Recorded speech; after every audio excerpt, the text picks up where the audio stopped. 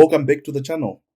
Sometimes you need fields that work in the background without cluttering up your form.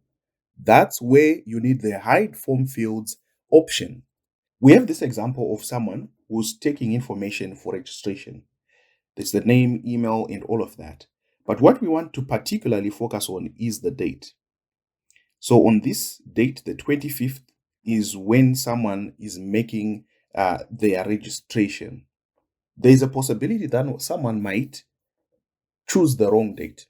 So we might want the system just to collect that date automatically without the user inputting that.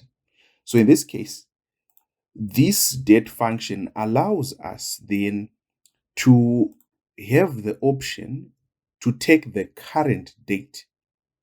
So as the dates change, this will automatically change. So we can then make it a hidden field. How do we do that? We go to advanced and then we go where it says hide field. So what happens is that the clients will not see this field, but their date of registration will automatically be entered into the system. So once you do this, let's preview on the form and see what it looks like. As you can see, the date is not there, but in the background, the forms will automatically collect the current date of registration. If you found this helpful, hit the like button, subscribe, and drop a comment if you have any questions.